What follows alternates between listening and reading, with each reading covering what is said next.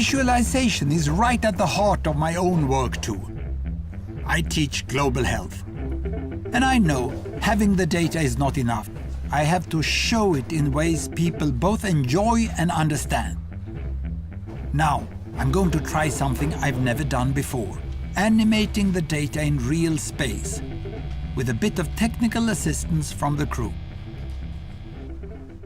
So, here we go.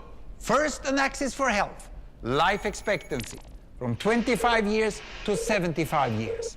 And down here, an axis for wealth, income per person, $400,000, $4,000, and $40,000. So down here is poor and sick, and up here is rich and healthy. Now, I'm going to show you the world 200 years ago, in 1810. Here come all the countries. Europe brown, Asia red, Middle East green, Africa south of Sahara blue, and the Americas yellow.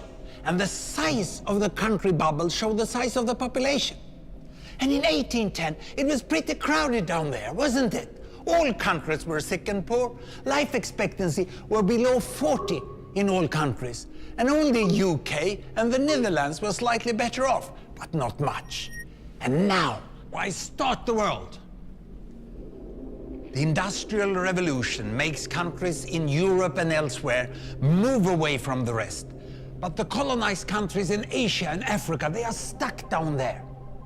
And eventually, the Western countries get healthier and healthier.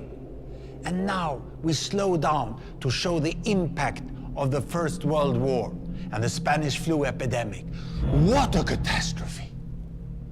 And now I speed up through the 1920s and the 1930s. And in spite of the Great Depression, Western countries forge on towards greater wealth and health. Japan and some others try to follow, but most countries stay down here.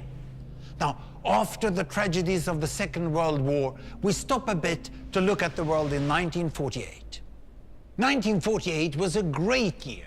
The war was over, Sweden topped the medal table at the Winter Olympics, and I was born. But the differences between the countries of the world was wider than ever.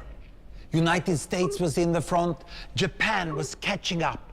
Brazil was way behind, Iran was getting a little richer from oil, but still had short lives. And the Asian giants, China, India, Pakistan, Bangladesh, and Indonesia, they were still poor and sick down here.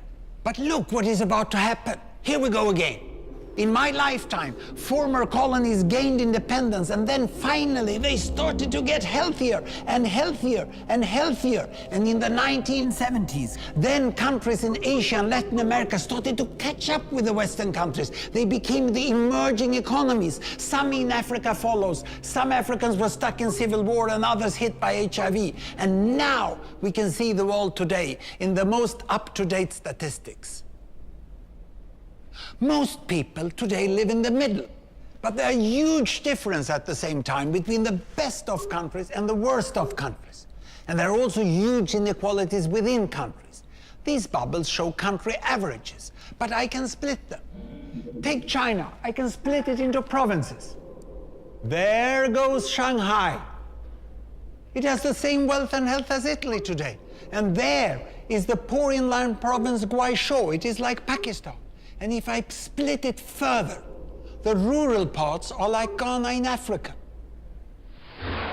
And yet, despite the enormous disparities today, we have seen 200 years of remarkable progress.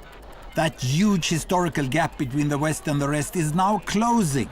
We have become an entirely new converging world. And I see a clear trend into the future. With aid, trade, green technology and peace, it's fully possible that everyone can make it to the healthy, wealthy corner. Well, what you just seen in the last few minutes is a story of 200 countries shown over 200 years and beyond. It involved plotting of 120,000 numbers.